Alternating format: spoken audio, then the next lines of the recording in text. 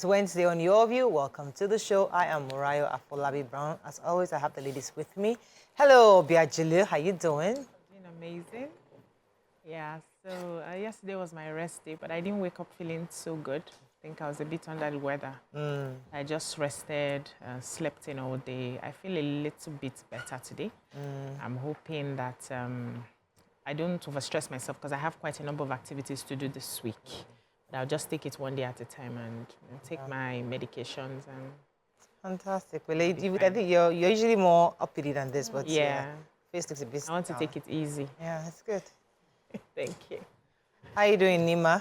How's everything? To God, today would have been my father's birthday. Oh! He never celebrated his birthdays while he was alive, so it's not something that I would even do happy birthday to him. Oh, nice. He's very conservative like that. My sister lost her mother-in-law yesterday. Oh, they are all in Kwara State, Ilori, for the burial. Our hearts are with you from the Akashata Kukia family. The son is, my sister married them. So my heart is with you, KK. I'm sure that you're strengthened. I'm sure you can handle it. I'm hoping that I can arrange something and quickly travel for the final burial. Okay. How are you doing, Mariam? Doing fine. I love your shoes. Thank you. Thank you. Yeah, cute. Inside joke, we're laughing about something else. How are you doing? I'm fine. You know, the time I had talked about my son and how we were, navigating this parenting. And then I got quite a few messages, from our viewers. They are so lovely. Someone sent me like literature to go and read up on. Somebody gave me like a list of things that she does because her own children are older and some of the things that she's gone through. And I just want to say, wow. Viewers, you are just too much. Thank you so much. I heard you the other day mention, I was like, okay, I need to send these things to Mariah too. So I certainly need some help because trust me, raising these kids that are preteen, they feel they're already teen. In fact, they feel like I'm 18, like I'm making decisions, thinking. Especially these tall ones. Yeah. They really, they talk to you. Their height deceives them. I'm telling you. I'm like, you're a kid.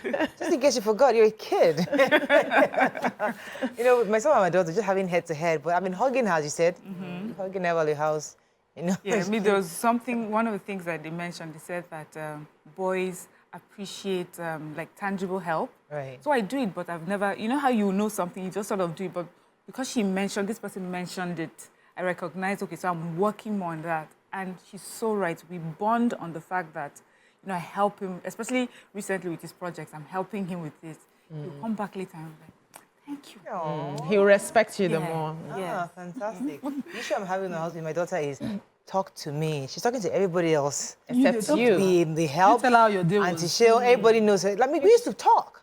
We used to really talk. She used to tell me stuff. Yeah. And suddenly, because when she tells me certain things, so I talked to her teacher because, it's feedback from the mother. Yeah. You can't keep secrets. So I tell her teacher, the teacher takes action and she's upset with me. You need to keep secrets. She's mom. She can't keep, no. Right? So that's where she has to be a parent. She's being a friend and parent. Exactly. Like, let the auntie do that side. Exactly. So I'm like, listen, you can't tell me this kind of information and I'll keep it to myself. No way. I'm going to find out the teacher what happened. The one that pains my kids the most is when I start, they're telling me something silently and I say, babes, hey, you must. God, yes. All right, let's go on a short break. When we come back, we'll look at the front pages of the paper. Stay with us. We'll be right back.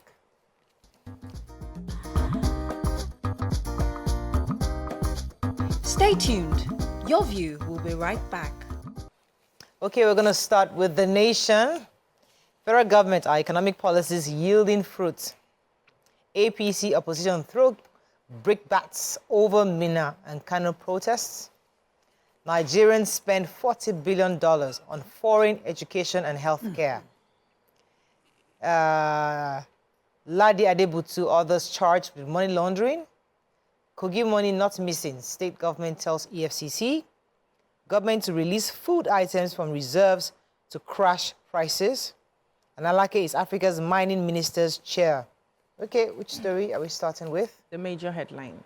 So the federal government yesterday painted a positive picture of the days ahead, a positive economic picture. And they said the policies of Bola Ahmed Tinubu as the president and his administration are yielding fruits. This was said by key members of the economic team, the Minister of Finance and Coordinating Minister of the Economy, Mr. Wale Edun, his budget and national planning counterpart, Atiku Bagudu, Central Bank of Nigeria, that's the CBN Governor, Olayemi Cardoso, and Federal Inland Revenue Service Chairman, Mr. Zak Adedeji. They were the ones that said that there's an imminent drop in the high cost of living and inflation. And they said this when they appeared at the sectoral debate organized by the House of Representatives for the finance sector. This happened in Abuja. And he said that it was expected that we're supposed to have challenges with the withdrawal of subsidy. And if they had left it, it would have, led us to a path of economic disaster. So, but the president is committed to protecting the poorest and the vulnerable. And what they are planning to do now is to increase crude oil production, boost foreign exchange inflow. And he says where we are right now is better than where we were before the 29th of May, 2023, and before the implementation of the 8-point agenda of the president started, we're in a very unstable place in the economy. But now, at that time, we had expenditure that was wasteful and unsustainable by in a way of subsidy. But now, after the removal of subsidy, we have been able to save some money into the federal account. We have been able to reduce the amount of fuel that was being smuggled, petrol that was being smuggled, and wasteful use of petrol and other things that we just need to be a little more patient, and we'll see how it's going to begin to impact positively on Nigerians. Okay. So I have the government to release food items from the reserves to crash prices. So the federal government, on the request of the president, set up a committee headed by the chief of staff to the president and the national security advisor, Nuhu Ribadu. They convened a meeting on the request of the president to address this issue. So some women in Mina had carried out a protest protesting the high cost of foodstuff across the state. This, of course, the governor has said was alleged by sabotage staged by some cartel, are accused of mopping up foodstuff in order to hike prices. I can attest to that because this is usually the season rice prices drop, but the increase is outrageous. I can't even sell, so I'm just looking up my production for now, yes. And it's across the state, but the government has assured that they would respond by releasing food from our reserves to address this issue because, of course, the Kano State governor had also gone to meet the president on the, talking about the issue of hunger in his own state. But after the meeting, the information and the national orientation minister said food will be released from our national reserve to crash prices across board. This will be a welcome initiative. Ramadan is just down the corner. People are trying to buy, and of course, that will make prices go up again. But if we have this intervention, we can also see it. And Nigerians should please. There's no reason to hoard. These foods come with shelf life and they can expire on your hands. Sure. So I have the CBN Governor, Dr. Olayemi Cardoso, yesterday has listed overseas education by Nigerians, healthcare and personal travel allowances as some of the factors that are straining foreign exchange right now. He said that, according to him, $40 billion was spent on foreign education and medical tourism by Nigerians in 10 years. And then he said that the exchange rate is determined by the dynamics of supply and demand for product or service, similar to pricing cars or cows. He says that the value of dollar in Nigeria is determined by the balance of dollars entering the country and the demand for the dollars among Nigerians. He says that the growing number of Nigerians studying abroad is a major contributor to the Forex scarcity. He said in the 1980s and 90s, the need for US dollars for living expenses was minimal. However, data is showing that, okay, so he says we had the Nigerian students in 1998, we had 15,000 and over 71,000 in 2015. It says by 2018, this figure, according to the World Bank report, had reached 96,702 students. There's another report that projected the number of Nigerian students studying abroad to exceed over 100,000 by 2022. So the more of us that, travel abroad for education and need that Forex for it, the more it will impact our own Depleting our own treasury. Yes. reserve. You know, there have been conversations about hairs that were being imported being one of the reasons, but we hear now is the major reasons are education and healthcare. So men just like to throw women under the bus. The hairs, how many can actually afford those Our hairs? individual It's about the taste hairs. It's collectively about them brought sending their us children here. abroad and the healthcare they One go thing, for. our and the individual taste traveling. collectively brought us here. We For know. school we fees. understand. Everything foreign Yeah. Fees, costs money. healthcare, Somebody is looking and for just $17,000 traveling. to pay her school fees in America Yeah. right now. So these are Of course, it's going to all affect. parts of it. Anyway, I was going to take the story of the Solid Minerals Development Minister, Dele Alake, has said the era of carting away with Africa's minerals resources is over. He was unanimously elected to chair the African Mining Ministers Group under the African Mineral Strategy Group. The AMSG is a new mining pressure group established on the sidelines of the 30th edition of Investing in Africa, holding in Cape Town, South Africa. He said that Nigeria broke new grounds in the global mining industry on Monday, clinching the chairman of the newest mining pressure group in African minerals resources.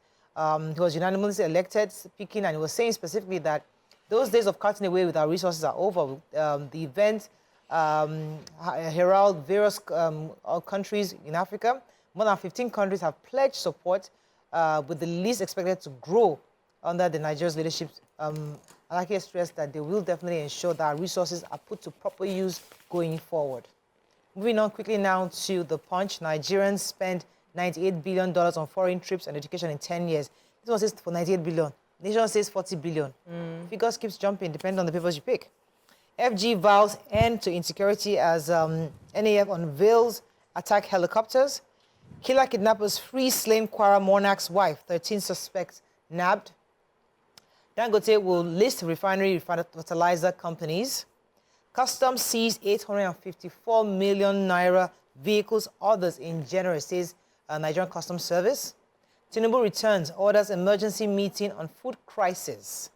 Naira weakens at official market, banks sell $584 million. Okay, which story are we taking? Okay, so I have the Tinubu vows to end insecurity as the Nigerian Air Force unveils attack helicopters. So it's an induction ceremony held at the 131 Engineering Group hangar, Nigerian Air Force Base, Makurdi. The president inducted two T-129 attack combat helicopters and one King Air Beechcraft 360-year mobility aircraft to use by the Nigerian Air Force.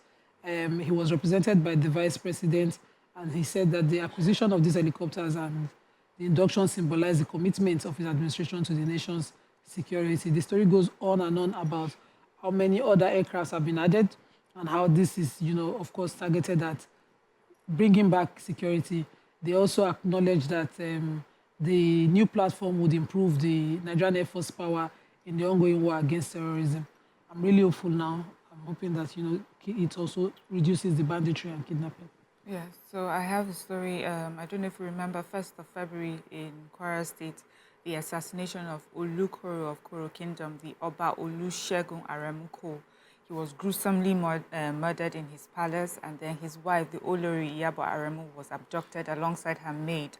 They said when this happened, the police started, in the course of their investigation, quickly approved the deployment of police chopper for aerial surveillance, and that it went around, combed the forest between Kwara and Ekiti State. This investigation was a joint operation between the police, military, DSS, vigilante, and hunters. They tirelessly combed this forest, and it yielded positive results. So the Olori and her maid were rescued on the 5th of February because of this proper investigation, and that 13 suspects were also arrested by the police in the course of this investigation. They would now further question them, to find out, more details concerning this. So on the one hand, it brought about the death and the murder of the Oba, but thankfully, at least on the other hand, the Olori is safe and she is back home with her family in safely. Okay, let's go on a short break now. When we come back, we continue with our review. Stay with us. We'll be right back.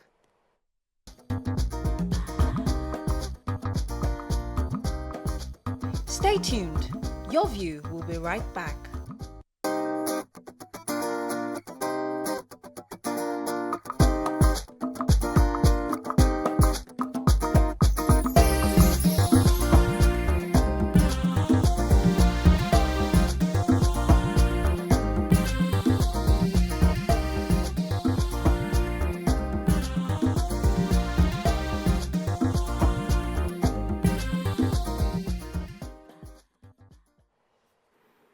Thanks for staying with us. We're still reviewing the papers.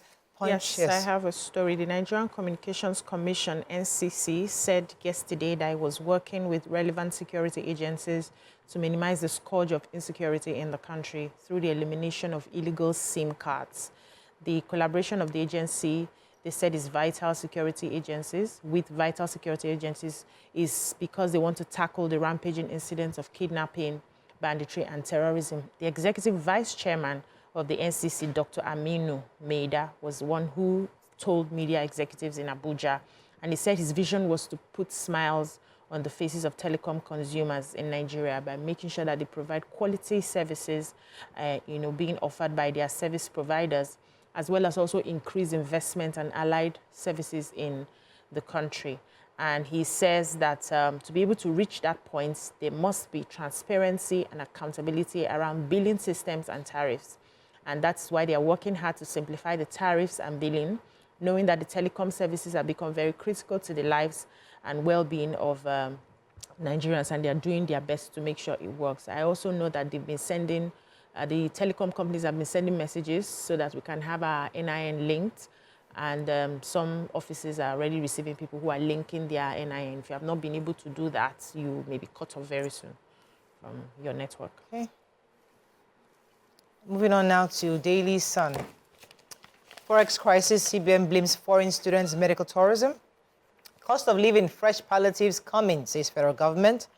FGAPC link protest in Niger and Kano to opposition. Few queues return in Lagos. Apprehension as hundreds of gunmen surround Niger communities. Kogi tackles EFCC over probe of ex-governor Yahaya Bello. I'm assuming you took that story. I was going to take it. I said, that's my story. Food crisis, protesting in APC, politicizing hardship, says PDP. Okay, let's start with your friend Yahaya Bello. So the Commissioner for Information in Kogi State, Kingsley Fanwo, on behalf of the state government in Kogi State, have decided to respond to the EFCC charging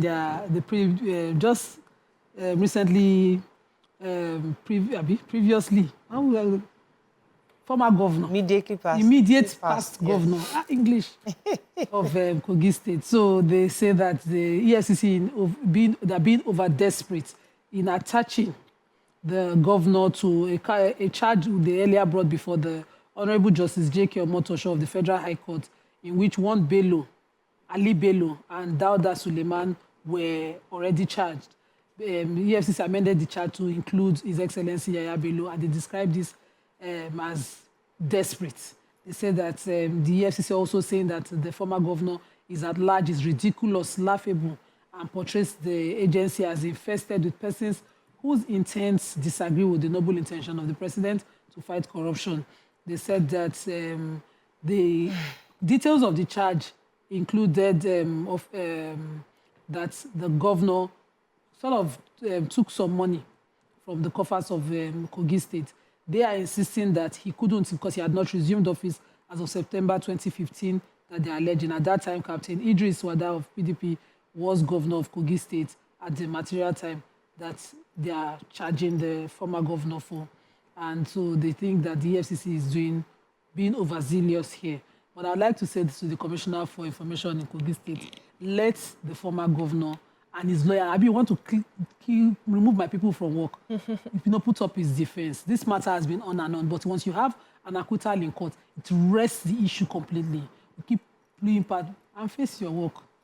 Okay. Daily Sun, any other person? Another story? Yes, I have a story in Sun. Scary story. They said in what looks like, the Sun is reporting that in what looks like a declaration of war against the people against the people. Gunmen said to be numbering over 600 on motorcycles have surrounded some communities across 3 local government areas in Niger State. They said it has caused so much apprehension that, of course, the villagers are fleeing, the village for their safety. The affected communities are Ngunu and Pai in Manya local government, Pandogari in Rafi and Alawa, Shiruru local government area of the state. They said that the government said to be numbering over 600, riding about 300 motorcycles have laid siege on the community since Monday night. One of the sources even claims that some of the gunmen went away with about 40 villagers from Ngunu and Pai, including women and children, on Monday night, even as they maintained siege on the communities. Other sources are also saying that the government, their mission really is to avenge the killing of their leader, Ali Kachala, and 38 others a month ago. They had, come to dislodge the Joint Security Task Force that was stationed in Mongoro village, and that the leader and the 38 others met their Waterloo when they launched a deadly attack on the camp of the Joint Security Task Force with the aim of dislodging them. From the way it's reported, it's like an ongoing thing that right now these communities are surrounded by this government looking for a way, to attack people in revenge for their leader being killed. Hey. I'd like to hear from government to see, what we're doing to counteract this immediately. I have a sad story here. It said 3 persons lost their lives while 3 others were injured in an accident that involved a trailer loaded with cattle at the Gada-Biu flyover bridge in Jos, a North local government area of Plateau State. They said the trailer was conveying cattle from far northern states heading to the southern part of Nigeria. And they said they had suspected the vehicle lost control at the overhead bridge and landed down around 2 a.m. with about 30 cows dead. Said some vigilantes in the area, Mr. Arinze and Combs Yunana, were the first people to come to rescue the survivors of the trailer accident, and they had taken those ones who were injured to Bigam Specialist Hospital for treatment. The accident, they said, happened around 2 a.m. While they rushed to the spot, they discovered that the trailers were carrying cows with people as well. And so they had to call the police at Gada-Biu police station to support. By the time they got there, 3 lifeless bodies, 3 people were injured. 1 had broken his leg and rushed to the hospital. But they really do not have all the details from where they were headed to where they were going to. And they said by the time they get the details and also the people involved, they will publicize. Right, this is an interesting story I saw here at the Sun. The Day Trade Union Congress and the Food, Beverages and Tobacco Senior Staff Association held a peaceful protest in front of NAFDAC. You have that story? Yes, go ahead. So You have the story so go ahead. The protest took place in front of NAFDAC's office. So what happened was that the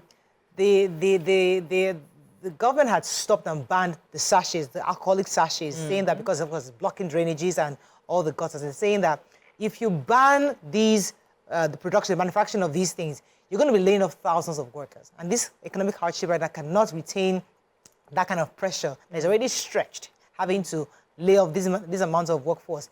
So TUC was insisting that some of the people earn their livelihood and feed their family through these factories, and it was wrong for because Lagos State has given a directive for them to shut down, for them to put these people back on the street, on the job market.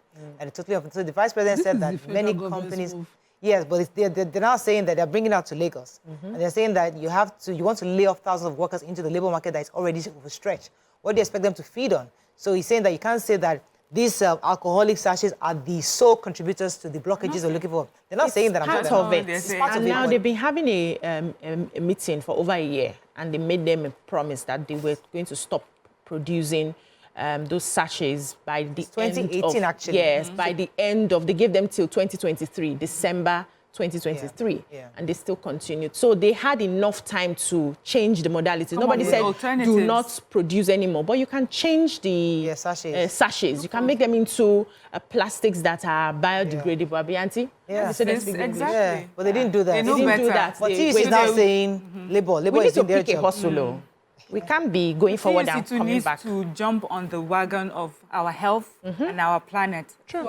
You guys should understand. If they understand that, then when they sit at the table, they understand they are meant to be part of the environmental people. Sadly, the Food and Beverages Association and Tobacco Senior Staff Association were part of this protest. And they should be the ones suggesting healthier Alternatives, to the... Okay, Vanguard, our final paper protest. Okay, we talked about that. Oh, that's the major headline here. Okay, that's fine. Stabilizing Naira task for all Nigerians, says Cardoso. Petrol queues emerge in Lagos and environs. Insecurity, Tinubu orders security agencies to curb criminal activities. Kogi tackles EFCC over 80 billion naira fraud charges against ex-governor Bello. Labour protest at NAFDAC over ban on alcoholic beverages in sachets. Edo Guba respect zoning principle, Obaseki Oshomole told. And kidnapping, police nab suspected octogenarian kingpin over Ikitikwara killings. What? I have petrol queues yesterday emerged in Lagos and environs as many motorists and other users make frantic efforts to buy products. I saw the queues myself. Of course, a lot of people said they first noticed it on Monday. Anyway, Ipman is saying the national president of the Independent Petroleum Marketers Association, Abubakar Meganda, says that his members have not been able to lift products for days, and it has to do with he says, but we don't have any supply issues. So the elections, the local elections that happened over the weekend affected the distribution of some of the products during that time. So they were unable to get to some places. So that's why we have these shortages. But this is something we have on ground. And now that, it's the new week, we would see this product. So there's no scarcity, there's no shortage. It was just a distribution issue as a result of the elections that happened over the weekend. Any other story before we wrap up? Okay, all right, that's all we can take on Front Page Review. When we come back, move on to our next segment. Stay with us. We'll be right back.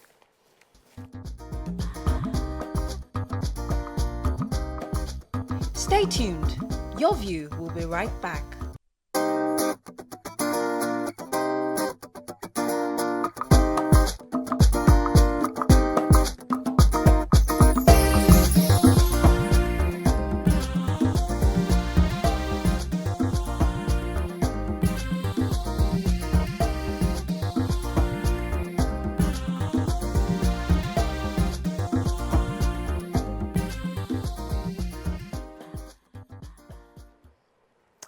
Thanks for staying with us. So on the papers this morning, we read where the governor of the central bank was telling us that Nigerians have spent $40 billion. That's according to the Nation.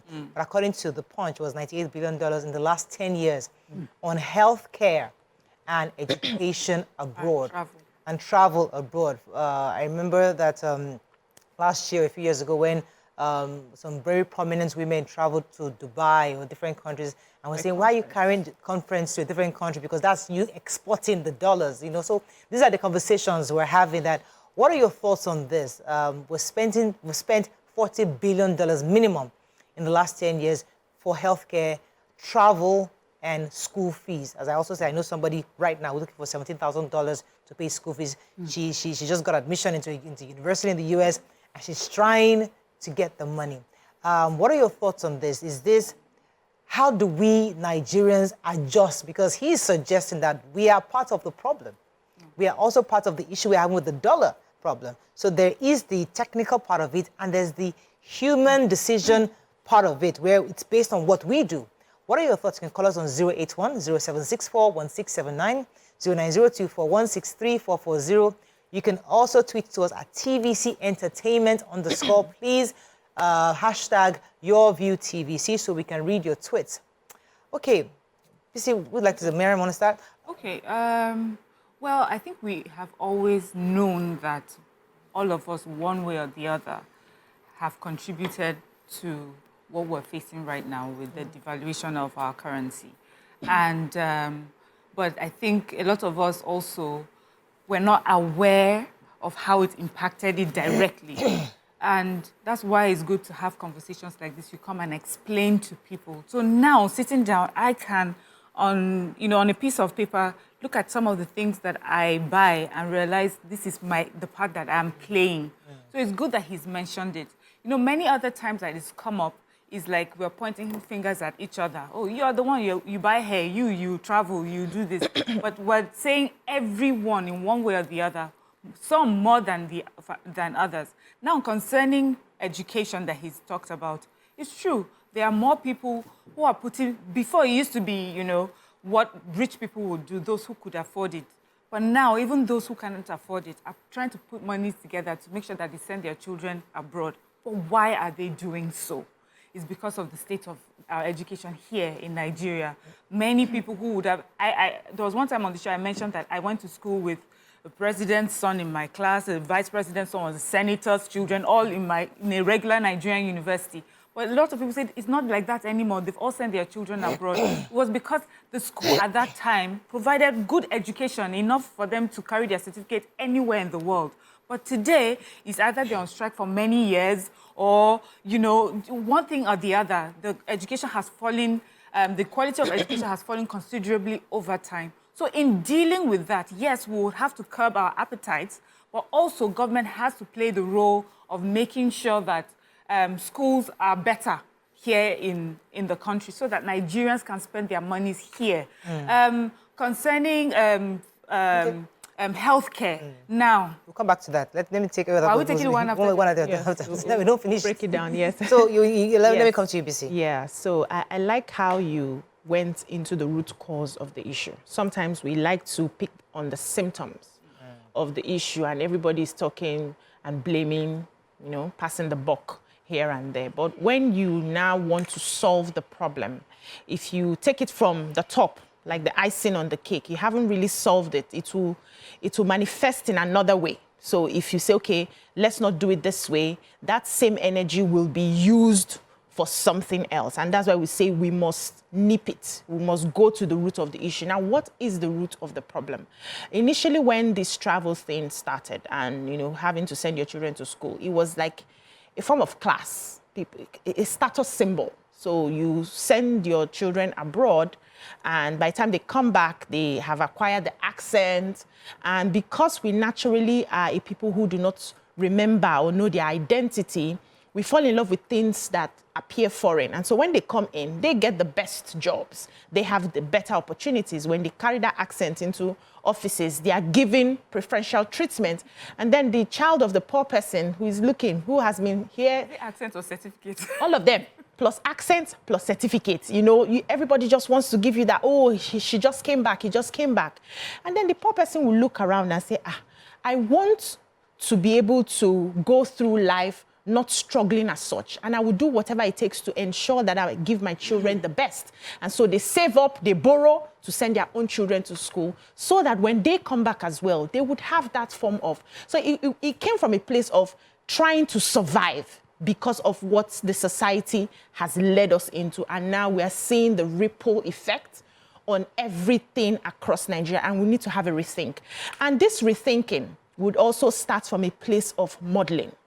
I always push it back to the government. If you say as a civil servant or as a public servant who has decided to come and lead, you want to lead us into our El Dorado, and you say, because I have chosen to lead you, I'm going to set this example to tell you that we must begin to be patriotic in our country. And I will start with myself. All my children will attend the schools here. My medical care, I will do it here. The things that I need to eat, I will buy it here. The clothes that I need to wear, I will buy it here. To show you that we can develop our own, it will take away the pressure of poor people trying to put themselves in a certain environment to get what they want. Because now they know that even the president uses this hospital or the vice president uses this hospital. Who am I? What am I looking for out there? For them to use this hospital, they trust the hospital and they will equip the hospital. Why am I wasting my money? Let me use this. I always give examples of other countries. I don't see their presidents, their vice presidents, their senators traveling outside their country for medical care or outside their country for other things that we go outside for. We can all work together. But if you start with the example, you will help the poor people. Sometimes it's not funny for people to be begging money for family members because they want to send their children abroad. All right. Let me come to you, Nima. And when I hear, we all know the problem. I don't want us to even repeat the problem because we know. We have issues with our educational system, or we can even say perceived issues, because some would argue that, listen, it's the same Nigerians that enter these universities that have their first degree here, that are going abroad, they come in, take one exam, and they get their certification. So there's still a foundation you get. Fashola has come here several times and say, I am 100% Nigerian raised. I went to school here. I did everything here. So sometimes we either underrate what we have or make it. There's assumption. Oh, it has to be foreign. But the truth is that maybe what is in your own view? What's your own picture? How do you see this fact that we spent $40 billion in last 10 years? So I kind of agree with PC and Miriam that spoke earlier, and on certain issues that they highlighted. And I'll be looking at it from which way forward, knowing we know these problems. But we, like BC said, we didn't necessarily start going to schools abroad because Nigerian education was substandard. No, that wasn't the truth. It was because, for class reasons, peer pressure, status, people went abroad. People consume foreign rice, even though we have farmers who are struggling to sell their own then until the past administration decided to lock borders. Some people never tasted what local rice was. They didn't even know the health benefits. We were foreign. The minister was talking about, the amount of dollars used for education. He has not talked the clothes. If you know how many Muslim women wear Turkey materials, it turns me somehow. But I'm forced to wear them sometimes when I'm being styled. If you check when I'm making my own clothes, they're usually made with local fabrics and local tailors I have around.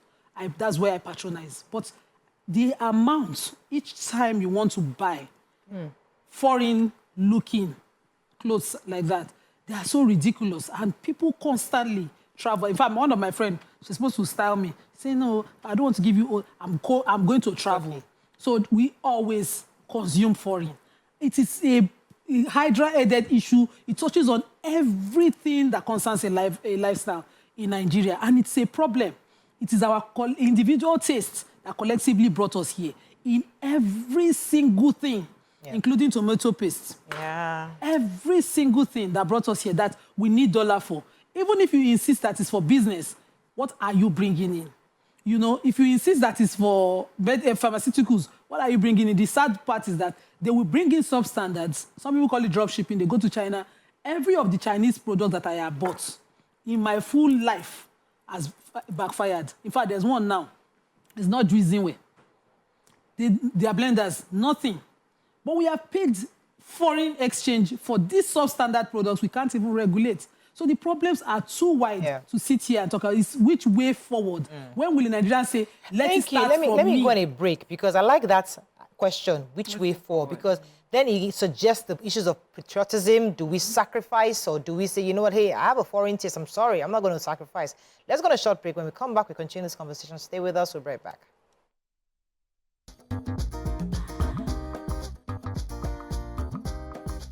Stay tuned. Your View will be right back.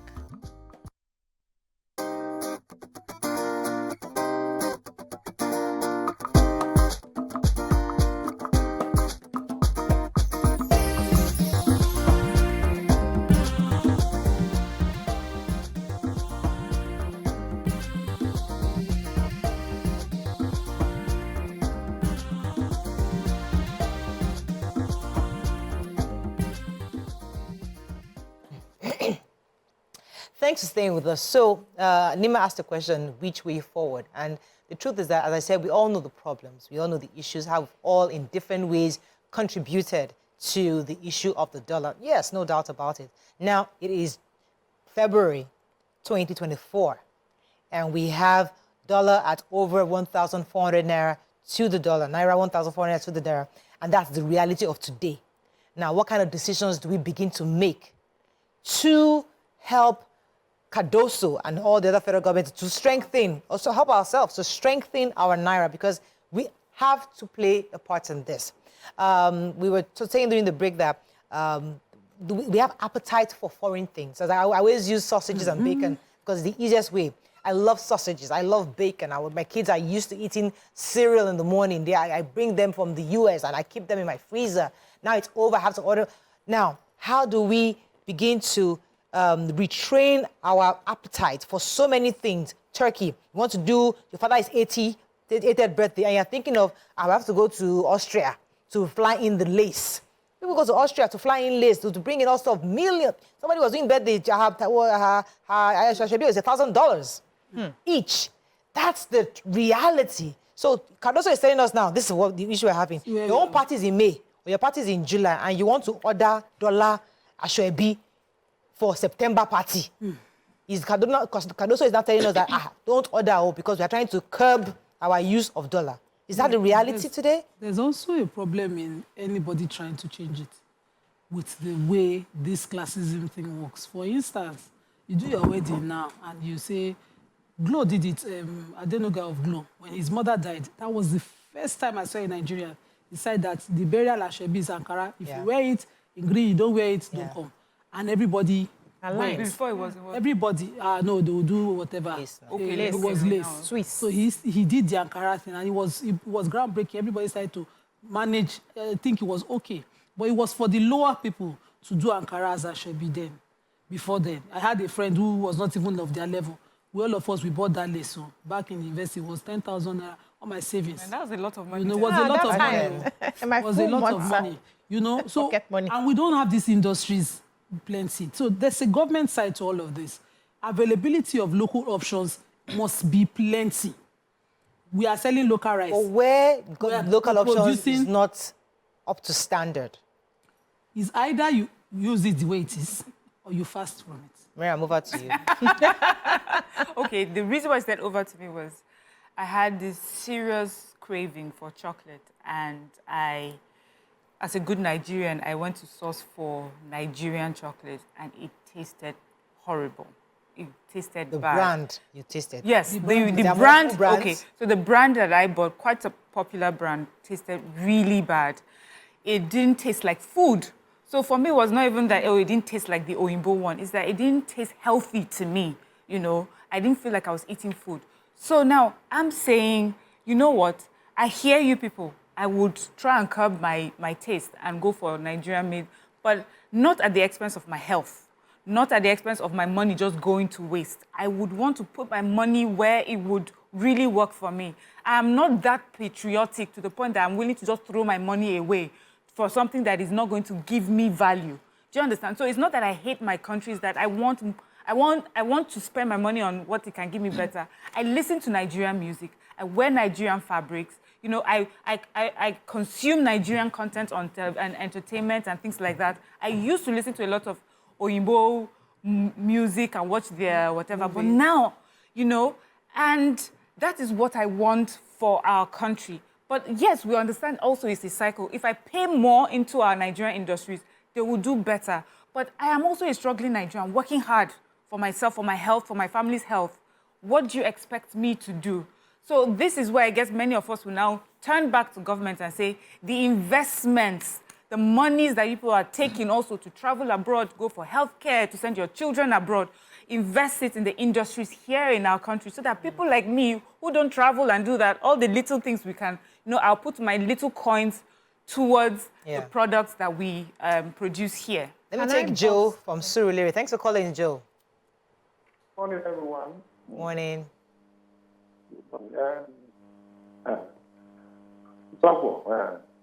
This issue is a very big problem. Very, very big. We are the ones crushing and destroying this country. And look at it this way. Nobody, most Nigerians now, most Nigerians now don't keep Naira in their houses. It's dollars. Just take money, convert it to dollars, to keep it in your house. Tell me why Cameroon currency is more valuable than Nigerian currency. Even Ghana here. What are they producing? What do they have?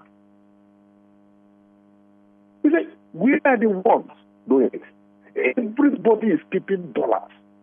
If you go to steal money in our billions, the next thing to do is to ask their boss to go to the market and go and change it. Any rate. They can't keep 6 billion or 10 billion in their houses. Imagine Ghana that is not up to the economy of Lagos.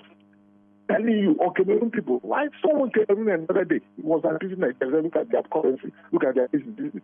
They don't produce anything, they don't have anything. We have to deal with these issues. Yeah. If we didn't hear him very well, but he was talking about we have to deal with the issue. Thank you very much, Joe. Nigerians holding dollars, keeping Yes. dollars. If you want to save your money, you convert it to dollar because you think it's devalue. Yeah. And you continue to devalue the Naira on your own to But store your let me savings answer him on that before foreign going to what I wanted to say. One of the reasons people don't want to make money and lose it. Let's also think this through, right? Inflation is over 28%, if I'm correct. And the money you save in the bank in Naira is every day depreciating. For instance, I'm a businesswoman. I have money in Naira in the bank. One of the reasons I don't want to convert it to dollar is me just trying to be patriotic, but it's not paying me because the next time you buy this product, you come back, I'm going to increase my price because by the time I finish with the product and I go to restock, I'm using the profit I thought I made. I made a loss in January. I'm using the profit I thought I made as cost price. I'm not making anything. I have to pay rent. I have to pay other things. So people are saying, and for those people also who want to probably save their money through buying instruments like treasury bills, there are no interests that are meaningful. Government on one side is increasing the interest rates for them. So you can't even, they are not even helping you to save your money in Naira. A lot of us want to be patriotic, but it's stifling us. Will I come and die for the nation? We need to just balance this out. I am not for buying dollars and keeping. I don't think So it makes the response sense. to But that I is that think instead of you bringing a product from outside in, why don't we then find Invest in local resources? So let us see if we can use banana to do hair. So, I mean, I heard that there was a documentary that they yes. can use Yes. local banana to make hair. So maybe we need to start investing inwards instead of bringing the product from that's the way international. forward. We need to invest in what? We need to also ensure that we grow and support the people who are doing the businesses here. So I'm for Nigeria. I do most of my things in Nigeria. In fact, in my house, we've cut out a lot of things, sausages and all. I buy them once in a while just to we make have the kids Nigerian ones. happy. Yeah. The chicken we eat is Nigeria. The rice I've been buying from Nima for how many years now? So we do all of that. But I want to bust the bubble of the CBN governor, right? And I want us to use data and facts for this. If you check how many we are population-wise, we're over 200 million. What's the percentage of the people who have access to dollar? Most of Nigerians are below the poverty line. So while we're trying as much as possible to hold ourselves accountable, we are not the majority. The people who move this money, the people who are in government, who have access to these dollars for their Esther codes and everything that they do, are in the majority. So let's not make it look like it's... I disagree. No, hold on now. Hold on. Government is Hold less than on. 0.0% of this 200 million. The volume So of that the even makes it capital even- that they are using, Yes. are you comparing it to people who don't even have access to the dollar? The majority of Nigerians, remove the middle class who find dollar one way or the other. That's not what I'm talking about.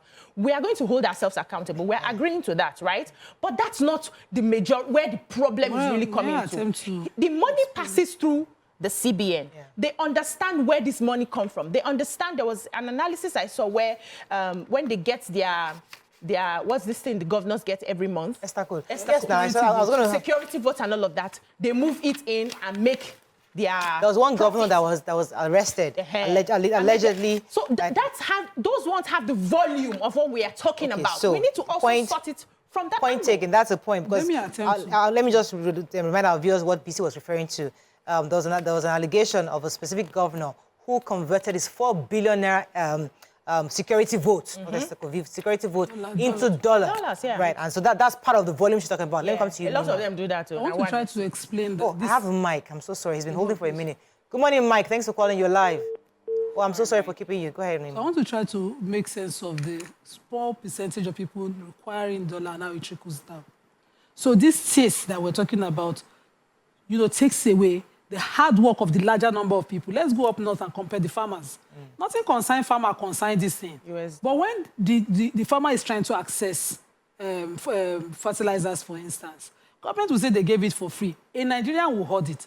He will convert it for whatever reason to that dollar exchange value that is supposed to be internationally before he sells it. And the farmer that wants to sell his tomato maybe for 2 naira is forced to sell for 2,000 naira.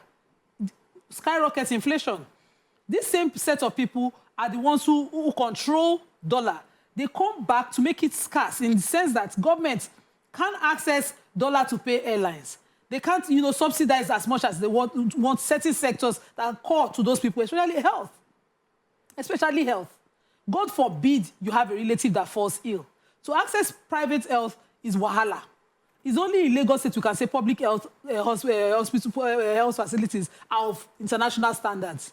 Yet you meet Nigerians there who act as better human beings abroad when they are under NHS in the UK and act like they are monsters when they are under the Nigerian medical care. So these things calm down. What's it concern you need Bolly with dollar? But once you ask her, why is this Bolly now 500 naira for one plant? The dollar don't go up. Because there's a way dollar comes down. Trickles down, yeah. Trickles down to go into the transport sector, go into, logistics for them, and even farming and seedlings for them. It is outrageous what these things bring to us. And I'm sure, I'm more than certain that the finance minister and the CBN governor have this data and facts. Right. It is when we will start the sacrifice that we should be talking about. And the sacrifice should come from the top, right? Yes. Okay, let me take the engineer. Exactly, engineer Ekundayo. That's the no. We have started sacrifice already. Should I tell you all the things? You can't measure your own sacrifice. You can measure it too. Let me take this call from engineer Ekundayo. Remove your wig first, then I'll start measuring. Good morning, engineer Ekundayo. You're live. Yeah, good morning, Murayo. Yes, sir. Go ahead. Yeah, this issue of the dollar, the fall in the value of our Naira. Yeah. Recently, about 2-3 days ago, when the finance minister or the CBN governor, he appeared before the National Assembly, he revealed that this present government made a bill of $7 billion. Now, out of that $7 billion, they found out that $2.4 billion was documented. Yeah. Mention that. But for the forensic audit that they did, which is a good step, that's the money that they pumped into the black market. And that is the reason why our Naira keeps falling and the inflation in the country is rising. And everybody is suffering for it. So really, I want the government to stand. I want them to stand on the truth and do the right thing. If you do the right thing, like those people that inflated the bill for Nigeria to the point of 2.46 billion, they are in central bank. They should be prosecuted. Thank you. Thank you very much.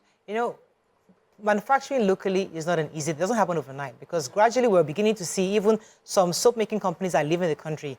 And it's because many Nigerians are making soaps and they are the smaller sachets. And even there are different reasons, but one of the reasons that we've recorded is the fact that there are lots of locally made soaps that are being used. So this is part of the things that we might not see them overnight, but gradually we begin to patronize those local soaps versus those that are foreign. I know that even foreign the contraband soaps coming to the country. You're not supposed to be all these your international bathing soaps. They're actually not. They're not legal. They're not allowed. So, but more people like you and I who are making local bathing soaps will begin to get more patronage because now these foreign soaps are being. So, eventually, the government is doing their part to force us to look within. Yeah. But we also must take the cue and begin to intentionally and patriotically choose locally. Yeah. But what happens when the local is more expensive than the foreign? I'm happy you took us there. Earlier, I ordered strawberries and grapes from Jos. An old schoolmate who's a farmer does that.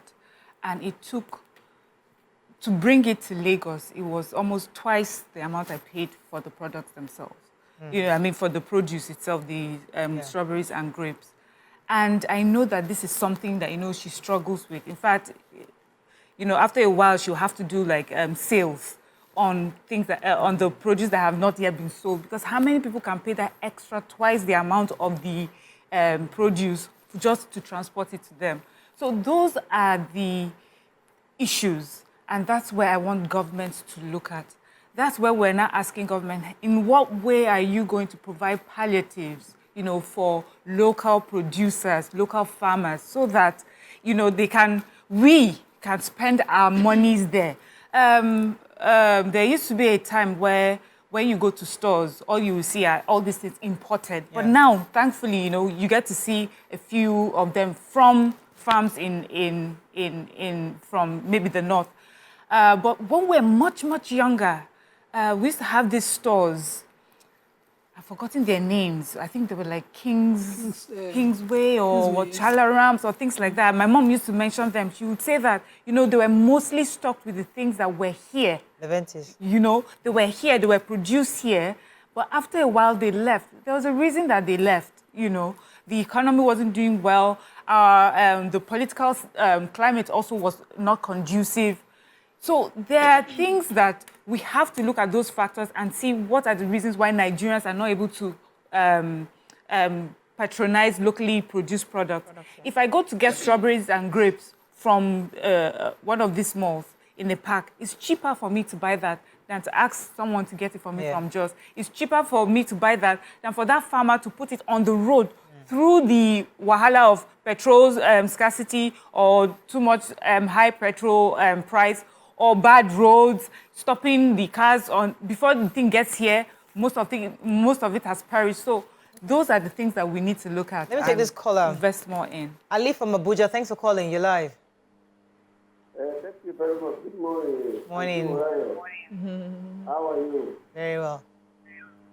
The problem of scarcity of Naira in Nigeria is as a result, if you look at the last past 15 years, everybody that had a public office, are you getting me? All the money they have stacked, what they do is that when they stole this money, they convert the money into Naira. That is where the peso started coming onto dollar. When the CBN governor was mentioning the amount of money that was spent on health and education, he cannot quantify the amount of money that has been stolen by the public officer. Most of the governor, the minister, when they got this money, they convert it to dollar immediately and keep it in their house. That is why we are having a problem. Unless the Nigerian leader, they change their attitude from being corrupt and just taking the public money for granted, there's no how we can see to the end of this thing. All right. Look at what they said. There's a special committee that is going to speak today about the high cost of food living. What's the cause of the food living? It's because of the petroleum that was increased.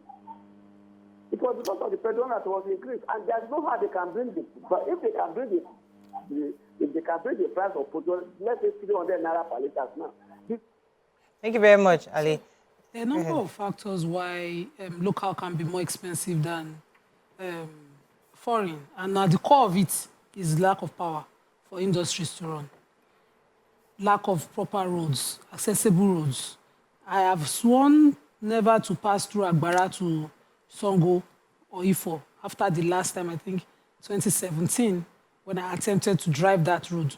And before I got out of the bad roads, I'd broken my fender, I have broken in fact, I just sat down and thought, and all the industries I grew up seeing here, you know, what was government's plan? The lack of deliberateness towards certain sector is what is killing most industries. You will see them. We had our industrial estates growing up, the one in Isolo. Those areas had at least in the minimum 18 hours of power. Now, to run your business, you have to resort to generating your own power. The same diesel that you will use for a plant is about 1,200 per litre. Government has to be deliberate. In Kenya, when they wanted to do subsidy, they did not subsidize petrol. They subsidized diesel and kerosene. And the day I heard it, I was like, that means government's idea was the more production they have, the better. That the more luxury that people can drive around it. You know? And so we must be deliberate here. Also, it doesn't mean that in the residential area that are not industrial, they should just take their power and give the other area. No. Government has to be deliberate. And governments of the past had this deliberate action. They built these areas so that companies could set up. If you went to Agbara, then there's no production of a company in this country that didn't have a branch in Agbara. And even where I live now, and power was core at it. Number two is cost of transportation. Miriam just mentioned it. Now, if you buy, I used to do, when I started rice, I started with 50 bags. It was cheaper to transport. And then I lost some money and thought, okay, let me just be doing 30 bags. I calculated the cost of transportation because I sit a bag as an individual when I'm bringing them. But if I were to do a truckload, it's cheaper. And so the person who is sending to Miriam, maybe one individual buyer, is in a fix because the cost of sending that thing to one person is higher than if she had a proper market, like the Kingsway she mentioned, who is collecting in bulk and making it accessible to more people. So we need government to deliberately look into manufacturing and logistics of most of these. Let me take Ayodele's call. Thanks for calling, Ayodele. You're live. Good morning. Good morning, sir. How are you doing? Fine, thank you. Ladies, I'm interested in the topic about this foreign exchange. Our Naira is falling every day. You see, the problem we are having is not a question of somebody studying overseas or not. People have been studying there for many, many ages. I studied there. It doesn't consume dollars. So those that are studying there are the sons of the rich people, the politicians. Those that are studying on poor people, they are studying there and working there. And they are using the foreign money they have there to do their studies. Studies going into, it doesn't come in at all. Doesn't come in. The only thing that can solve this problem is to abandon the black market. The only black market is worrying us in Nigeria. Black market. If it is, you went to London, you want to go and change your money, you change it the same rate anywhere for the borrow exchange is. But our own here is not working that way. Okay. Thank you very much, Ayodele. So I always like us. So let's just speculatively say that we have 3,000 politicians. Okay. Right? Each 3,000, they have 4 children. That's 12,000 people. So is it this 12,000 that spends $40 billion? They go to the choice for last. I'm just saying. Let us be realistic. I'm helping you to be realistic. 12,000. Like these rich guys, they are the ones that spent $40 billion in the last 10 years. They did not Of spend course not. it alone. So the point is that because the person I told you that is looking for $17,000, she doesn't have a father. She doesn't have a mother. She's working her way up. She's saving money for the past few years, putting together and converting. It's not just, it's always easier for us to think that it's only those 3,000 politicians that are doing it. Absolutely not. But the thousands of us. I'm looking at the percentage and the choicest of schools they will go to because that will also increase. It's not choices, it's not about money, it's about what you can have access to. You can get money to enter Harvard. No. It also increases the. We know these choice schools have their fees are higher than the regular schools abroad.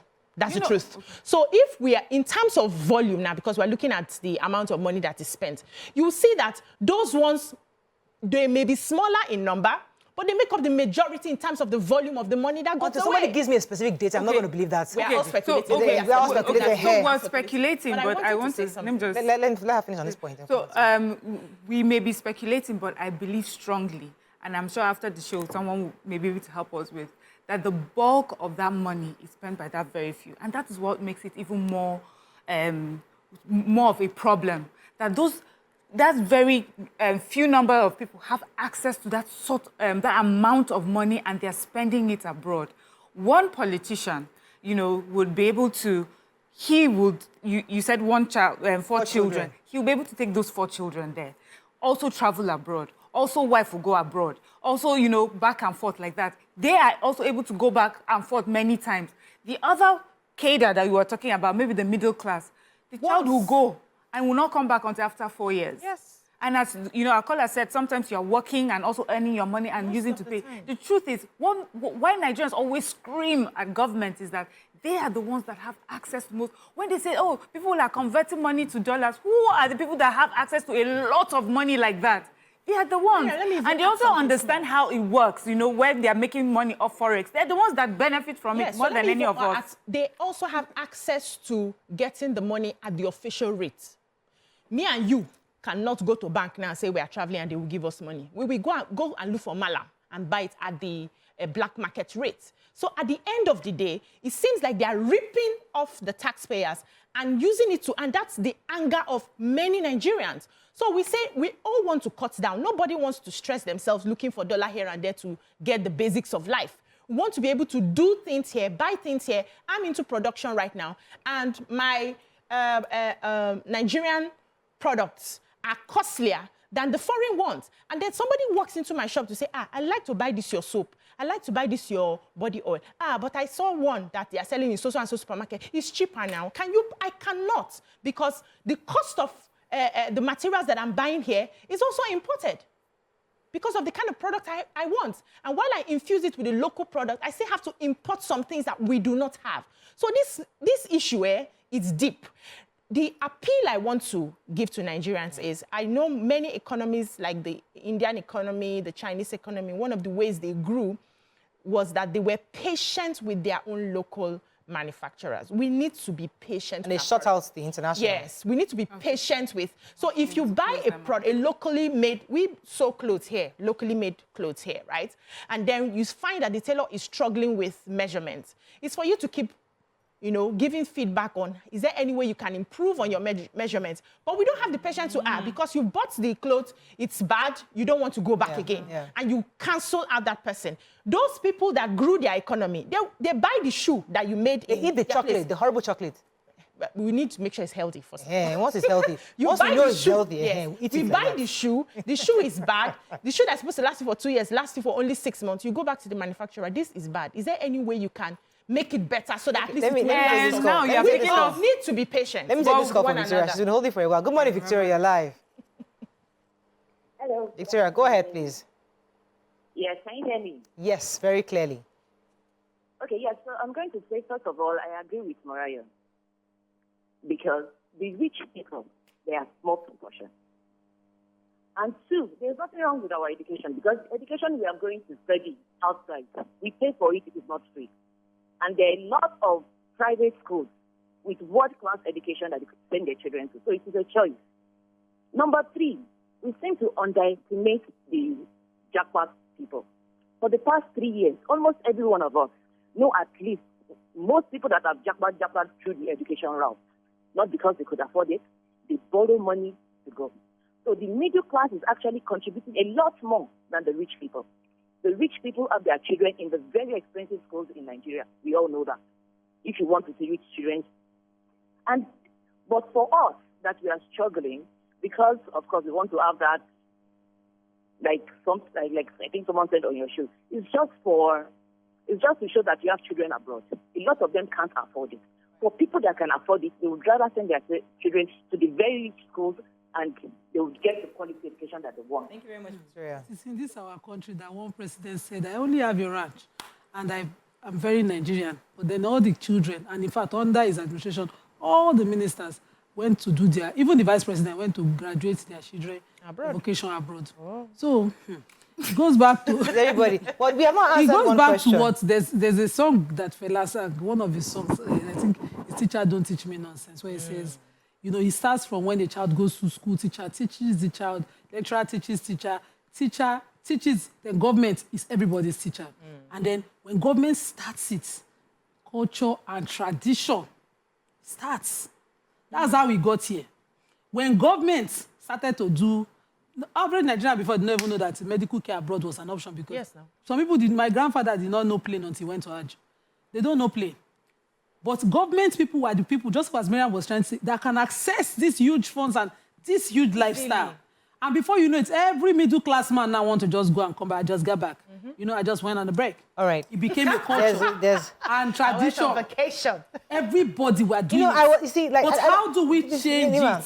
We need to. The reason why I don't want us to have the easy conversation of saying government, because that is the most, for me, listen, let me, I know. Because for me, it's a given. It's what we say all the time. Should we ignore it? But no, not ignore it. But I go to house parties or to church. How you do? She's abroad with the children. They say with such confidence and the pride. culture Wait, now. I'm just saying. It's so there you now. see, the government Started by parties. Listen, government. Nima, yes, they started it. Is here. They've done it. We've crossed that bridge. Now we are here. All of us are doing it. Now, it's how do we move forward? So if you like, stay on this conversation with government. You can you're wasting your time. First. Wait. So I'm saying that you go to church, you go to your house parties, and all the conversation. Oh, they're abroad. My wife's are there. My wife and the children are there. Oh, really? When are they going? We're going next week. You know, it's such. So we normalized it. The point is that how do we move forward? We can sit down here and condemn government to tomorrow. But how do we move forward from where we are? Do we tell the woman whose mother is about to be 80 in September, the Swiss lace she has ordered from Switzerland or from Austria, she should cancel the order today because she's patriotic. Okay. Let us be realistic. Okay, let me explain something to you. I think that we're also mixing up, Okay. which is in other climes, right? What we are calling the middle class. Don't worry, I'm getting us somewhere. People who work hard for their money, they spend their money anywhere, travel anywhere. The government is not supposed to be. The government is supposed to be the one that uses the money in their country.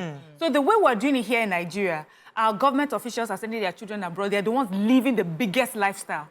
In other climes, the government, when you are in government, you sacrifice. You are the one that You are the cannot. one that has to give the example of my Yes. children are in my country, I'm eating this. The people, the middle class, they're the ones that have the Control yes, to spend their money anyhow because they have worked for it. Here we're having government officials competing with Nigerians Who that are working hard. legitimately. Thank you. God bless you. So you'll be seeing people sending their children abroad and everything. Now you're in government. You have now decided to use Nigeria's money to get that lifestyle So that I was get not it meant somewhere. to. So I get it somewhere. I love that. Let's not go for it. So this man, no, we're having a conversation. We're trying to understand so Nigerians can understand.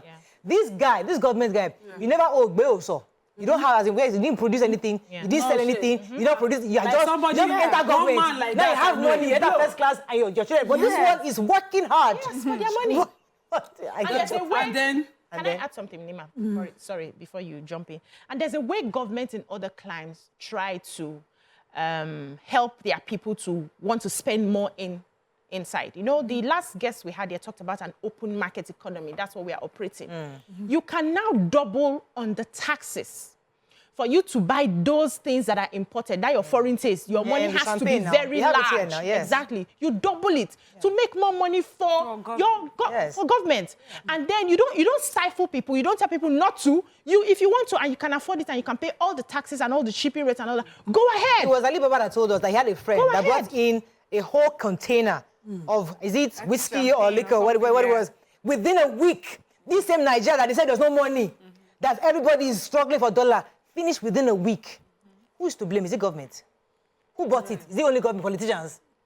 Let us begin to curb and let us begin to curb and be intentional about our taste. That's made a strong point. Cannot block some markets, so.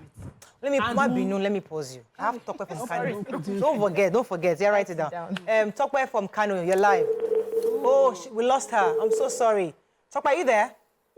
Oh, yeah, you lost. So go ahead, Tony.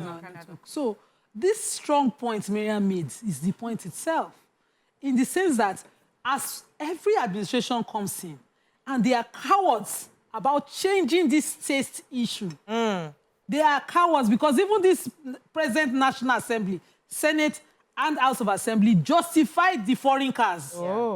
Year on year. It's not us. It's in the budget. Somebody made it. They're not saying now, no. Stop. I know we've made, let's amend. Let's say no. Let's start to make it the in thing. To consume and buy Nigeria. No, they don't do that. They don't want to make it the in thing. They make excuses. Then we go to the same National Assembly to put down the issues. Everybody's saying, Then when they know, they shake their, you see the expressions, all sorts. Oh, that's... And from all three different parties. As soon as you finish talking, my child, I'm trying to get the dollar for your school fees abroad. Don't worry. Don't mind that minister. He was correct, but it's not from us it will start.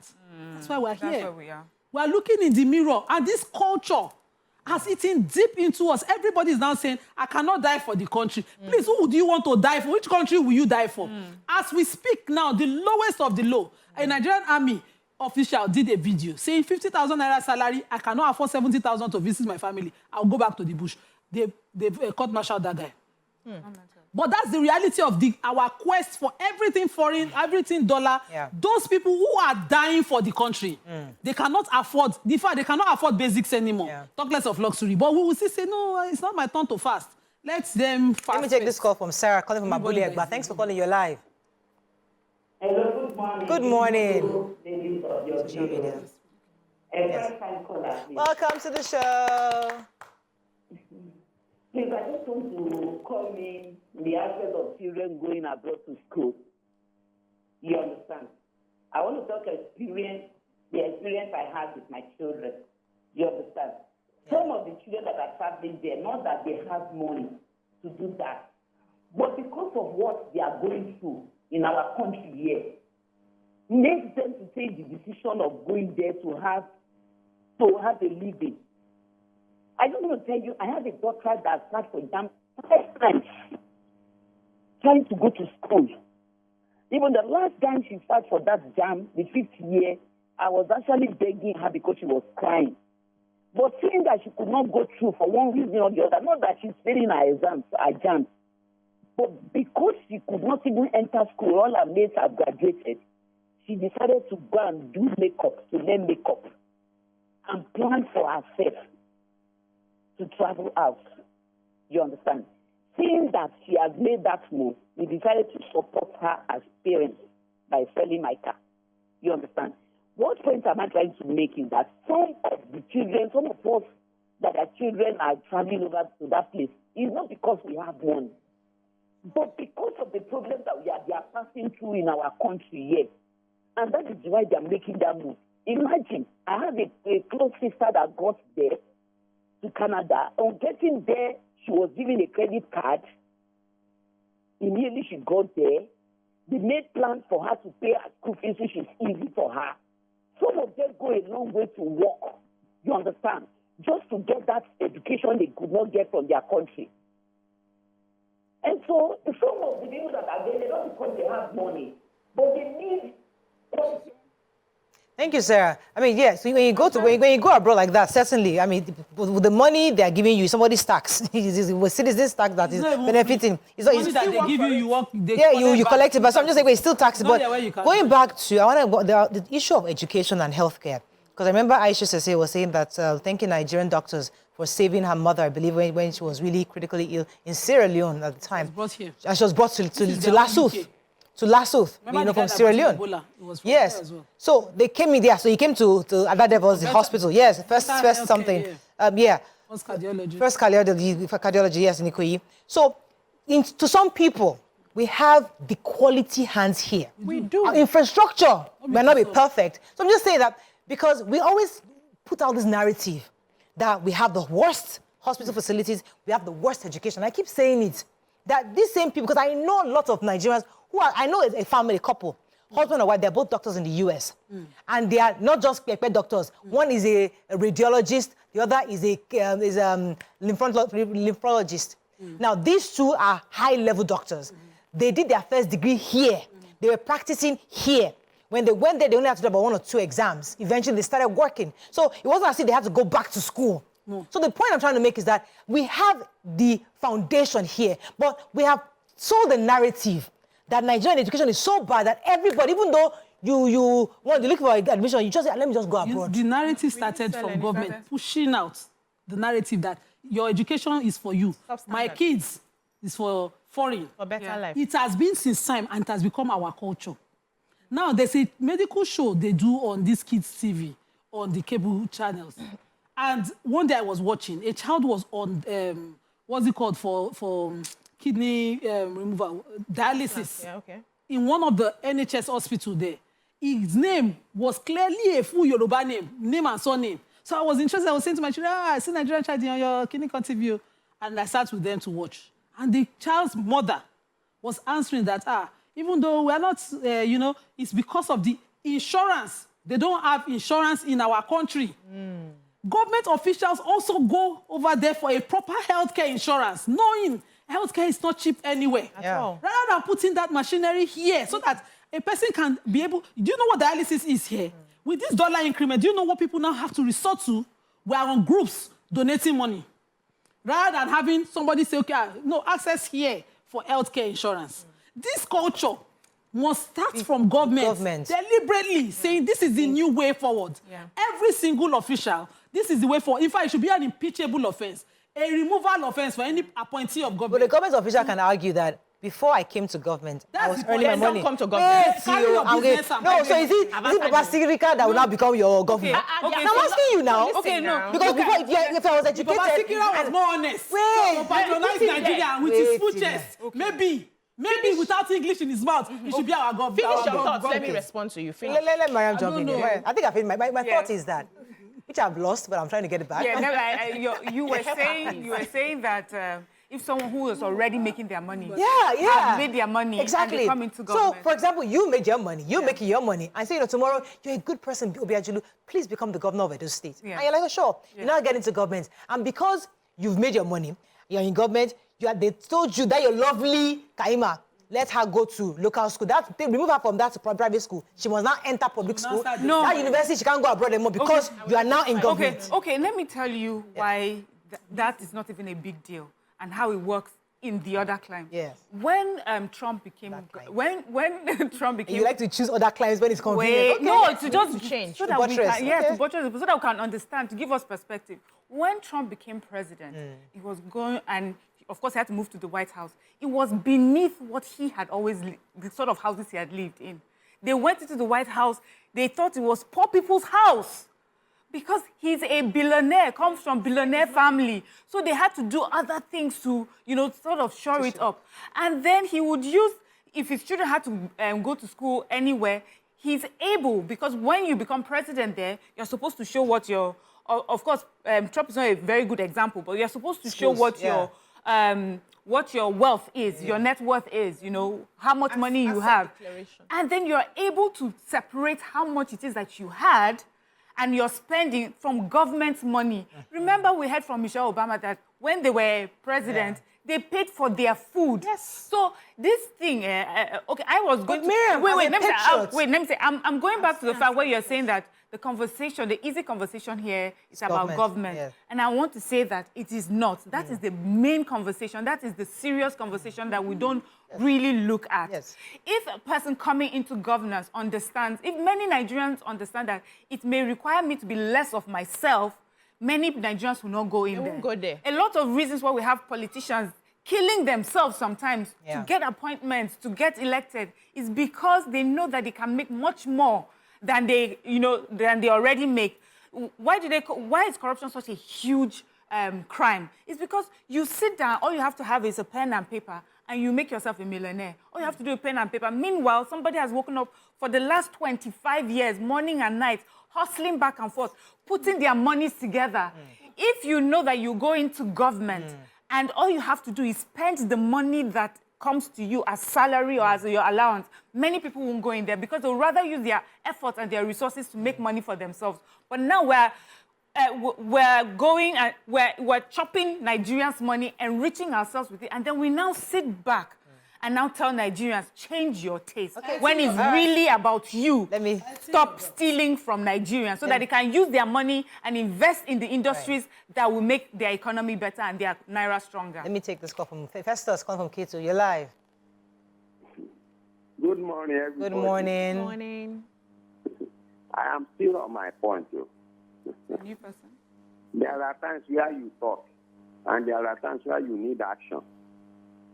Nigeria is not about grammar, it's about action. Let the government ban unnecessary importation. Why must we be importing toothpicks and all those related items? You know them. Something you can do without. Like that, going to China. Some people are specialized in importing fake goods with our own Naira. You convert it to dollar and bring in, moribund goods. Why? Then the next thing is for government. I said it the other time when you invited one man here. I said they should withdraw the licenses of Bureau de Change and go and arrest all these malams. We should have only one exchange. Okay, remember his if we are not tough, I am telling you, we just be speaking grammar. Thank you. Alfred, Bismarck addressed that thing you just said on the show yesterday. I watched it, so maybe you can watch that video. So go ahead. Let me make it clear that if you want to be a leader and make an impact, you need to be able to feel the pains of the people. One of the reasons why we keep saying things over and over, and it seems like there is no movement in the right direction to sort out the problem, is because the leaders do not feel what we're feeling. They would feel it on paper. They will calculate the data. They will send people to the field, go and ask, how are they doing? Is this making impact and all of that? They are not experiencing it. And for you to make effective change in that area, you must feel it so that by the time they're complaining that the potholes are there, you have passed the pothole. It has damaged the, the bushing of your car. And you understand exactly what the Madam Sikira is talking about. Now, if you are someone who's inspired to lead and serve others, there's something about service that it has to do with humility. You cannot serve from a place of pride and aloofness. You must be humble. And that humility requires that there are some things that you must remove from your life. So if peradventure, you mentioned Kaima now, is in a very private school, and I decide to get into government. I have worked for my money. It's my money I've been using since. So, and I get into government. I will pull her away from that school and put her in a public school. I went to a public school. What's the difference? I won't even think about it 2 times because I know her destiny is not tied to the school. Now that she's in that school, I will not want her to stay at home for 2 months, 3 months, 5 months. I will insist that the lecturers are paid properly. I will insist that the school is equipped because now I have personal interest. What we see is that our leaders do not have personal interest. They would only talk so that people will hear what they say, but because they are not personally attached to it, we can only talk and you will not see the action. Now we want to get your attention home. Because when you have divided attention, you know how far you can get and how far you cannot get. We want your attention home, which means that the hospitals that Nima is using is where you are using. You know, that time when they send people to come and investigate the hospitals and everybody is quickly cleaning, the doctors are well behaved, the nurses, everybody is sitting up and all of that. You don't need to do that anymore because the governor can walk in any day. Let me ask you a question. To have medical care. If government comes today and says, because you're an influencer, you're a TV presenter, and we want Nigerians to begin to change their thinking, we also want you to join the politicians in making the sacrifice. All your children should start using public schools. All our children should start, all of us are going to public hospitals. Would you agree? If they show me an example that they have started, I will. Why not? No. So they have to start. With the example of the chocolate, where I said, I am not that patriotic that I would, that I would put my life and my family's health in danger. If you ask me to put my children in the public school, are you doing the job of making sure that the money that is meant for schools, for training teachers, for building infrastructure is put there? It's not about just saying put my children there. Do you know what? The reason why our children are not in these schools is not because we just hate the way buildings look in Nigeria or the way Nigerians teachers look or teach. It's because we know that we are not doing the best that we could have done in the health sector, in the education sector. Have you built us nice schools? It is exposure that is your problem. Because you have watched DSTV and seen that, these are beautiful schools. Wait now, exposure will be our problem. No, not business. How about the training? Yeah, okay, me that I went to ABU Zaria, is my university as beautiful as Harvard? Of course not. So, whatever. But we went there, we got the education with all. I'm just saying that the quality of education, we have not invested in we have it. quality. Infrastructure is our problem. Okay, we used to. Okay, let me take this call. We have quality. If we don't have quality, Fashola will not be governor. Fashola will not be there. Oh, this Fashola, please. We will not. Okay, we still have people that. I still have people that they just traveled and they graduated first class. There was a first class graduate here. She came here and she has. In spite of what is happening in Nigeria, Nigerians are thriving. That's what's happening. Good morning, Friday. Let's take a few comments on social media, ladies, please. Friday. Yeah, good morning. Good morning. Mariah, good morning. Good morning, sir. I beg, I'm one of your biggest fans. I do watch your show every time. I want to thank you for your efforts and everything that you people are doing. Thank you, sir. Go ahead. Good morning, Mariah. Yeah, I want to thank you so very much for we heard you. Go ahead. Beautiful lady has been doing in this you have been doing well. But one thing I wanted to contribute, is solution to the problem. I don't think that I don't think my concern is, as in Nigeria, the way solution to the solution to the yeah, listen to the TV. That's why he's repeating himself. Come, let me come to you, Nima. Nigerians. Your mic. I'm told that your mic is off, I believe. Let's go on a short break. They want to shut your mic. Off our mic. Let's go on a short break. We'll come back. Nima can have mic. Stay with us. We'll be right back.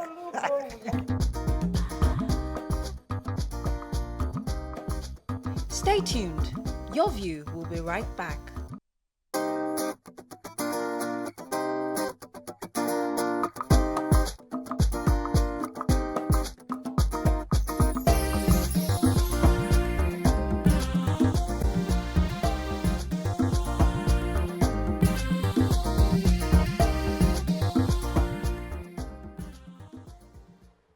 Thanks for staying with us. While we're preparing to take some tweets, let's take a comment from Nima. Just before they took my voice,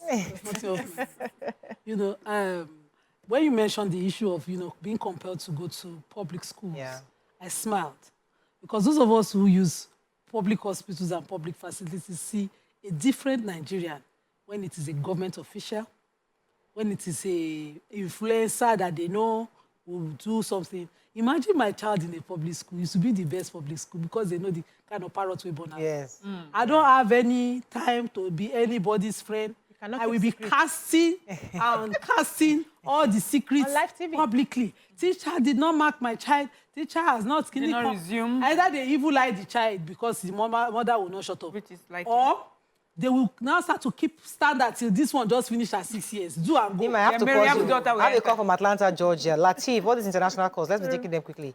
Latif, that's international preference again. Good morning, Latif, you're live. No, for you. Yeah, how are you? How are you doing, ladies? Good morning. Salam alaikum, I think. Salam alaikum. Our problem over there, our leader, they are not giving a good example of life. In most foreign countries, when you see their legislator like that, even in America here, most of their government status, they use made in American goods. But our own, they will go to another place to go and... Hello, can you hear me? It's a bit muffled. We can't hear you very well, but I think your point is that in the U.S., it's, The senators, the members of the House of Representatives, National Assembly, they should take the bull by the horn. But another thing is that our citizens, our craze for wealth is just too much. They all want something from foreign. And this dollar that we are talking about, somebody took it from the central bank, meant for something. If that thing is not being attended to, we should not do such person. Thank you very much, Latif. Let's give you a comment on social media. Let's involve me. I have this message on WhatsApp. She said, my dad was commissioner for education in Old Oyo State. My younger sister did not go to Form 1, that's JS1, until second term. She stayed home for 1 term because my mom wanted her to attend a private school, and my dad said no, that as a public officer, she has to go to either Queen's College or any other public school. The poor girl stayed home, and my father got her a private tutor for that term till she got admitted into the public schools. Sacrifice. It was not uncommon those days. We have the example. That's where we are going to, Nima. That's where we are going to sacrifice. When I was asking that question, what do we do? What's the way forward? So but you've said that his government should do the sacrifice. That we the people, we that worked hard for our money, we shouldn't do. We will come back to. We will eventually get there. I've said, Fela called it culture and tradition. And it starts from government. So government should sacrifice first. See the Lagos State now. You know where in Nigeria? It's not council women that made it a fancy thing. That, they did a full year. Sewing Adire in so many corporate styles. Now, even I have Adire, I'm looking at corporate styles to make out of it. Yeah. Okay. So let me tell you why we'll go back to it.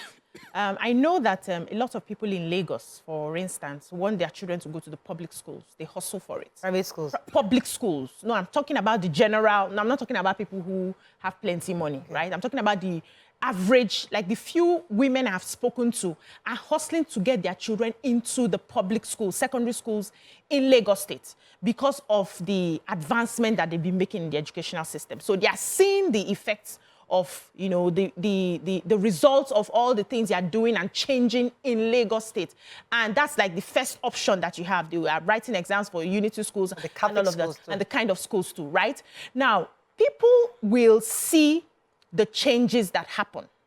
The problem is that we like to rush people to doing what we want them to do when we have not laid the foundation. When the ministers and the commissioners and the governors and president and all of that put their children into the schools, and because now they have personal interest, the schools begin to do well. Nobody would advise you when you're comparing, how much do I want to pay in that school and compared to, even in that public school, do you know that the commissioner's child is there? Even in this place, do you know that the governor's child is there? Nobody would advise Nigerians. We'll put our children. We'll put our children there. You align. Yes. Who align. So the thing is, set the example. It's like how you are raising children and you are modeling. You are not telling them so much or pushing them to do what you want them to do, but they are seeing you. by the time they start aligning, you are thinking, maybe it's the prayer I pray. No, it's the example that they have been imbibing. They've been seeing you, it's been seeping into their consciousness. And human beings, we like head mentality, right? One of the reasons why we are going the way we are going is because everybody makes it trendy to go abroad. Yeah. Everybody makes it trendy to wear the nice outfits from Turkey and all those places. By the time we start doing our own thing, it becomes trendy, and everybody will fall in line. And then it solves the problem. Let me take Theophilus from Macaulay, then I'll come to you, Mariam. Theophilus, you're live. Thanks for calling. Yeah, good morning, ladies. Good morning. Yeah, I must confess, when I see smart ladies like this discussing, I know this country has a future. We have hope. It's just that now, out of the smart people that we know, like all of you now, you are not giving birth to plenty people, so the children you are going to raise are few.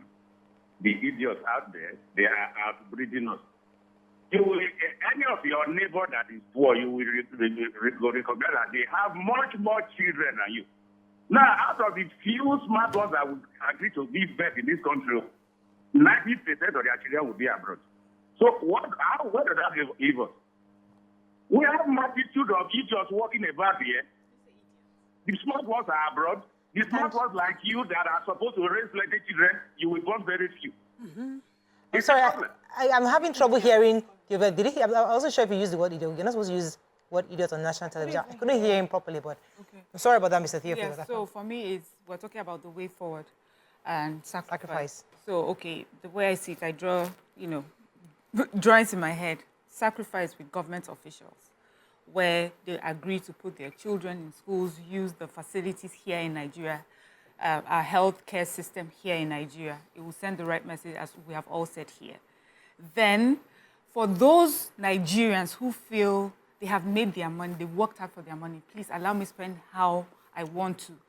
There are two things. It's either they also join in sacrificing for patriotic reason, or government decides to make money off their taste. Okay. You tax them well, twice the amount, 3 times the amount, 5 times the amount, to see how you can discourage them. If they say, we don't care, we are billionaires, we can spend the money, you make the money off that. And then what you don't do, or what you should do, is take that money you have made off those Nigerians that are insisting on their taste and invest it in the industries and the sectors that you want to see compete with the foreign ones. So you invest in our textile, you invest in our healthcare, you invest in our education.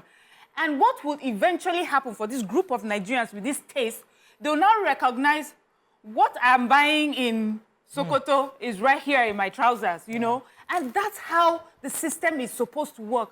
Where we've had issue is that when that money is taxed, then government that has access to these, to these funds will use pen and paper and get it and use it for themselves. So that's why we have issues here. If we just follow the cycle the way it's meant to, we will not even be discussing this. But we'll not be talking about what is trending or what's not trending. Okay. People in government all over the world, or very rich people, have always sent their children to other countries to learn things. And then they come back with that knowledge, and they, it shows that you have money, it shows that you have exposure. You come back with this extra knowledge and help your country with it. Right. So there's nothing wrong with those tastes, but that taste must make money for your country. Okay, point taken. Let me take Yusuf. Thanks for calling. You're live. Yeah. Quite an interesting topic that we're discussing here. One major challenge that we're having in terms of dollar dominating Naira. One, if I can afford, as an average Nigerian, if I can afford to send my children to private school, I'll go extra mile and take them abroad. For what reason? And the reason is not far-fetched. You spend expensively to send your children to private school here in Nigeria. They come out, there is no employment. But there are opportunities out there. So most people that are struggling to take their children abroad, it's not for just belonging to that class, but just the unemployment rate in the country is high. You have a graduate, at home roaming about the street, no work. So let's check unemployment rate in the country. Then beside that, So Yusuf is trying to tell us that it's not only about also expensive taste, it's also about survival. Yeah. So if you are able to deal with taste and also the reason why people have to, Take put a all comment. their monies together to run, we have to make sure that people... Go ahead, Emma. Immaculate Boy says, Mr. Cardoso telling us to help Naira. The suits, the tie, shoe he wore yesterday, are they made in Nigeria? His son schooled in the UK too. APC primaries in 2022 what were the delegates paid in? Naira or dollar? Leadership is by example. See, I like that example because one of the things I want us to achieve from this conversation is bring this thing home, because we've not answered that auntie that wants to do her mother's party in Switzerland, in the Swiss lace. Let me tell you. Because we only have a few minutes left. So you are the governor. So what do we Nigerians expect you to do? So we've talked about removing your children from private schools. Yeah. You want to do a birthday party, what do? The suit you're wearing, the clothes you're wearing, the perfume, you travel. We need Nigerians to Let me tell you what our First Lady can do. Okay. Ma, I know it may not even be her fashion thing, but if she carries that Nigerian brand fashion, whatever, and she wears it, it's a big tool. Mariam Babangida revolutionized the love for Nigerian styles and Nigerian fabric. So that is what we should do for people who have those kind of platforms. You may not want to do anything, but if you do that, every time they see you in a Nigerian designer, or if you even want to make it Ankara, something that is cheaper so there are more Nigerians, you show how you can wear it. And when we see our First Lady looking beautiful in our local fabric, Somba, local tailor, yeah. Do you understand? So it would help when we go for your meetings and all of that. Please serve bekere, serve kuli, locally made snacks. They should not find any basmati rice in the Aso Villa. Even their furniture. I remember Dino Melaya giving us his furniture from Italy or something. They bring in everything. They bring in all these Istanbul furniture. No way. Do you know his company? He's Nigerian. I don't know. Is he producing sugar or cement? Well, he has foreign. I think he has foreign investments. That's so Nigerian money that we've turned to Forex and using abroad to make money. Let's use. Let me take this one. Imanoka says our governors are playing ostrich when it comes to actualization of better life for Nigerians. They collect 250 million naira monthly, which is 108 billion annually. When you times it by 36 states of the federating units for security votes, while claiming that they are not in charge of their state's security. They hijack local government councils, killing primary and secondary school education, causing over 22 million kids that are now out of school. Yeah. They're creating a fertile ground for recruitment of kids into different terrorist groups like Boko Haram and all of that. Okay, so we have to run. And conflicts, illegal mining and all of that. We have to run.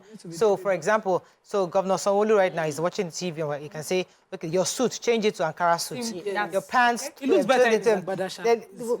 I don't think so. I don't think he lost the body for Agbada. No, which body? Have you seen him? Sanwo-Olu. He looks like a Yoruba demon. He does. He doesn't have the body for Agbada. I'm telling you. Have you seen a Nigerian, a proper Nigerian? He looks like a Yoruba demon. He's not chiseled in any way. No, not Agbada, you carry it. Our muscles. Our governor is a bit slim, so the Agbada he's like lost in there. I disagree with you. He's flowing. I disagree with you. No, Agbada he's always lost in the Agbada. You can do the Ankara suits then. Which governor? Have you seen? You're looking at body type. It's when you start, you enter with Agbada. Yes, the brother just walked in. Have you seen my husband in Agbada? Have you seen Brown in Agbada? You're not comparing your husband to Brown enters the room, yes, a human being just entered. Yes. But the time is coming, this comment needs a serious. Anyways, Governor Sanwo-Olu should wear Ankara jackets and everything. You can wear Agbada, he looks really good, I like him. But the Agbada is Swiss. It's still Swiss. Hello. It's still foreign. Yes. It's still foreign. We have that shaky with the raw materials now. It's how we are sewing it. We have to run. That is all we can take on today's show. But bottom line, I think I have agreed with the ladies that the example must start from government. I'm not one to always blame government because I try to always see things from their own perspective. But yeah, this one for dollar, let government start. When you start it, it becomes a culture that we imbibe, and then everybody starts to do that. All right, let's wrap up the show. That's all we can take. We'll see you tomorrow. Bye for now.